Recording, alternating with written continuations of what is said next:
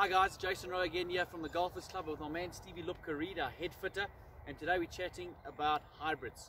I think it's very important that we try and establish for the average golfer what the importance of a hybrid is. A long iron is such a difficult club to hit. It's long, it has no loft, it's very, very thin, and the strike pattern is all over the face. And Stevie, what are your thoughts on hybrids? Just as, so that we can tell the viewers at home what a hybrid can do for them. Yeah, I mean, you're 100% right. The guys, the days of the 1 iron and 2 iron have long gone. Lofts and irons are getting a little bit stronger as well.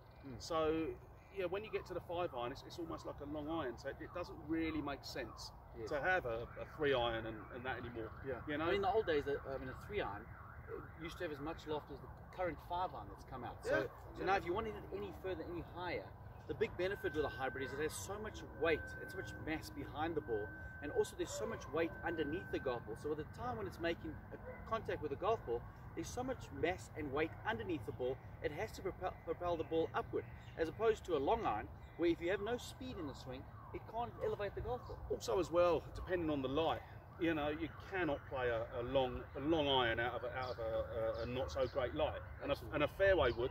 Again, very difficult. Yep, 100%. That's where the hybrid slots in. Yeah, and I was looking at these new Cobra F9 hybrids. They're unbelievable in terms of they've got these 2 rails on the bottom, and they came out with this baffler technology. I remember when I've been in the industry a long time, and the baffler technology came out, I don't know, 30, 40 years ago. It really was very, very clever.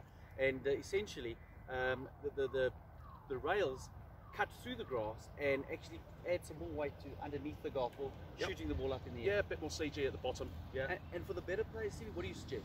Yeah, so again, what we've got here, so all the top brands will do this now. It's like in the old days it was like a driving iron, that they were quite big and bulky, but now they're quite sleek. Call it a utility iron. Yeah, 100% now. So we've got Srixon, Cleveland, Cobra. Yes, yeah, Mizuno. Mizuno and Callaway. The top boys all do them. For the better player, he can work this like an iron, but it just gives him that forgiveness on those slightly off-centre strikes. Essentially a slightly wider sole. You can see a slightly wider sole than you would see on a bladed iron. A little bit more weight or mass behind the golf ball. And some of them even nowadays come with a high-quality graphite shaft, which just adds a bit of lightness to it, which can also increase the club head speed, shooting the ball up in the air. And then see, we're talking about the Cobra F9 stuff, and Cobra, that one length concept. What do you think about how's the reception been? Well, great. I think really good actually. For the guys that struggle with the longer golf clubs, it's perfect. Yes. Perfect. They still get the ball speed. Yes. It's just easier to hit. The longer the club, the more it's going to exaggerate. The imperfections in the swing. Let's call it. Let's be honest. The average swing with a 7 iron is far more proficient with a 7 iron than it is with a 3 iron. Yeah. So it makes 100% with that.